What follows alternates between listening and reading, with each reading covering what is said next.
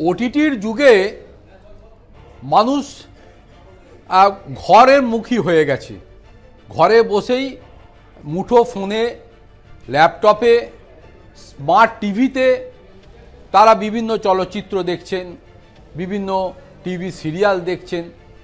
ফলে সময় যত গড়িয়েছে আমাদের পুরনো যে সংস্কৃতি বা যে কালচারে আমরা অভ্যস্ত ছিলাম এক সময়, যে সপ্তাহান্তে কোনো সিনেমা হলে গিয়ে কোনো বাংলা সিনেমা বা হিন্দি সিনেমা, অনেকে ইংরাজি সিনেমাও দেখতাম, সেই অভ্যাস থেকে যেন ক্রমশই চলে যাচ্ছে। ফলে শহর কলকাতা থেকে শুরু করে দেশের বিভিন্ন প্রান্তে দিন যত গড়াচ্ছে তত এই ঘরমুখী মানুষের জন্য একের পর এক সিনেমা হল বন্ধ হয়ে যাচ্ছে। ফলে সেই জায়গা এখন দখল করে নিয়েছে মাল্টিপ্লেক্স। মাল্টিপ্লেক্স কালচারে ক্রমশই মানুষ বা একটা শ্রেণী তারা অভ্যস্ত হয়ে উঠছে। কিন্তু এই সুযোগ নিয়ে মাল্টিপ্লেক্স যারা চালাচ্ছেন তারা শুধু যে লাভ করছেন এমনটা নয়, বলা যেতে পারে মানুষের সেই সুযোগ নিয়ে গলা কাটছেন, পকেট কাটছেন। কেন বলছি?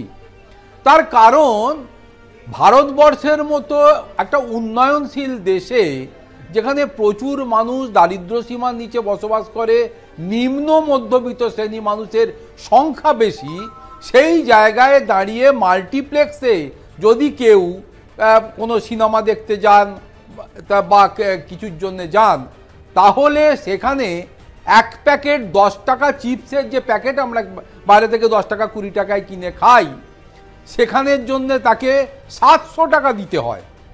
ভাবুন একবার, একটা চিপসের প্যাকেট মাল্টিপ্লেক্সের মধ্যে আপনি কাউকে নিয়ে গেছেন, বন্ধু বান্ধব, বান্ধবী, বাড়ির লোক, আত্মীয় স্বজনের সঙ্গে, সেখানে একটা গিয়ে একটা 20 টাকার চিপসের প্যাকেট 700 টাকা দিয়ে কিনতে হবে। 1 লিটার জলের বোতল, সেটার দামও 200, 250, 300 টাকা যে যেরকম পারে নেয়। যেটা হাফ লিটার জল, যেটা বোতলজাত করা থাকে, সেটাও 100 টাকার নিচে নেই। পপকর্ন যেটা 10 টাকায় বা 20 টাকায়, 15 টাকায়, 20 টাকায় পাওয়া যায়, সেই পপকর্নও এখন 500 টাকা থেকে 700 টাকার নিচে পাওয়া যায় না।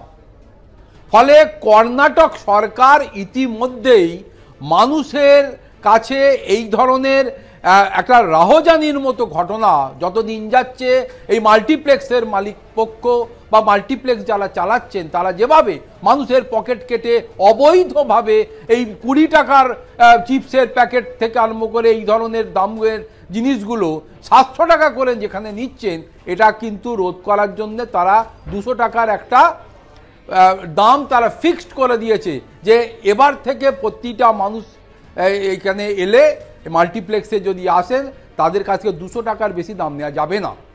এর প্রতিবাদ করে মাল্টিপ্লেক্সের যারা মালিক পক্ষ তারা সুপ্রিম কোর্টে গেছেন, তারা তার আগে কর্ণাটকের হাইকোর্টে গেছেন।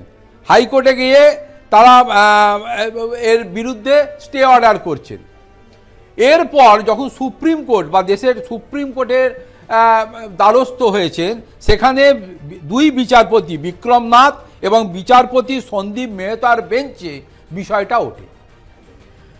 এই বিচারপতি বিক্রম নাথ এবং বিচারপতি সন্দীপ মেহতার বেঞ্চে দুজনেই একসাথে একযোগে একটা কথা খুব পরিষ্কার করে ওই মাল্টিপ্লেক্সের পক্ষ থেকে যে মুকুল রোহতগী আইনজীবী, তাকে বলছেন যে এমনিতেই তো মানুষের মধ্যে এই সিনেমা হলে যাওয়ার ক্রেজ কমে গেছে, একের পর এক এই সিনেমা হলগুলো বন্ধ হয়ে যাচ্ছে।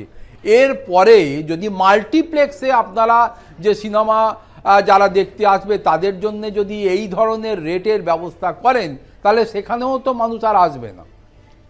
তার উত্তরে মুকুল রোহতগী বলছেন, সে নয় নাই আসুক, তা যে 1 কাপ চা খেতে গেলে 1000 টাকা নেওয়া হয়, সেটা তো নিয়ন্ত্রণ করা যাচ্ছে না। তাহলে কেন এই মাল্টিপ্লেক্সে মানুষকে আসতে হবে? যার পোষাবেন তারা আসবেন, যার পোষাবে না তারা আসবে না। যার পয়সা আছে, যে 20 টাকার চিপসের প্যাকেট যার মানে 700 টাকা দিয়ে কেনার মন মানসিকতা আছে, পকেটের জোর আছে, তারা আসবে। বাদবাকি লোক বাইরে থেকে দেখবে, মাল্টিপ্লেক্স দেখে চলে যাবে। মাল্টিপ্লেক্সে সিনেমা দেখতে আসার কোনো দরকার নেই। ফলে এই রকম একটা মানসিকতা, যেটা বৈষম্য, যে যাদের পয়সা আছে, এলিট গ্রুপ, তারাই মাল্টিপ্লেক্সে যেতে পারবে, তাদের জন্য ব্যবস্থা করো।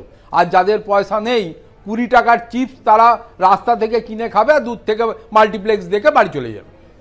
অতএব এই যে একটা বৈষম্য, এই যে একটা মানে একটা এলিট গ্রুপ, যাদের হাতে প্রচুর পয়সা, বড় লোক, আর নিম্ন মধ্যবিত্ত গরিব মানুষ, তাদেরকে সেগ্রিগেট করে দাও, এটা আমার দেশের সংবিধান নয়। এটা মনে রাখতে হবে ওই মাল্টিপ্লেক্সের মালিকদের। তার কারণ দেশের স্বাধীনতা সংগ্রাম থেকে শুরু করে সমস্ত বিষয়ে এই বড় লোকরা নয়, পার্টিসিপেশনটা বেশি ছিল, বা প্রত্যেকটা বিষয়ে পার্টিসিপেশনটা বেশি থাকে এই গরিব মানুষগুলোর, এই নিম্ন মধ্যবিত্ত মানুষগুলোর। আর তাদেরকে অবহেলা করাটা আমার সংবিধানের অংশ নয়। তাই মাল্টিপ্লেক্সের নামে যারা 20 টাকার চিপসের প্যাকেট 700 টাকা করে নেন, সেটা যে অবৈধ, অবৈজ্ঞানিক এবং এই সমাজের বিরুদ্ধে, সেটা কিন্তু মাথায় রাখতে হবে। আর সেই জায়গাটাতেই শেষ পর্যন্ত দেশের শীর্ষ আদালত কর্ণাটক সরকারের পাশে দাঁড়িয়েছে, এবং তারাও কর্ণাটক সরকারের যে 200 টাকা দাম বেঁধে দেওয়ার বিষয়টাকে সমর্থন করেছে। ফলে আগামী দিনে দেশে সংবিধান অনুযায়ী দেশের মানুষের মধ্যে উচ্চ নিচ, ধনী দরিদ্রের এই বৈষম্যের জায়গা যত দ্রুত সম্ভব ইরাডিকেট করা যায়, ততই মানুষের কাছে মঙ্গল বলে মনে করছে দেশের ওয়াকিবহাল মহল।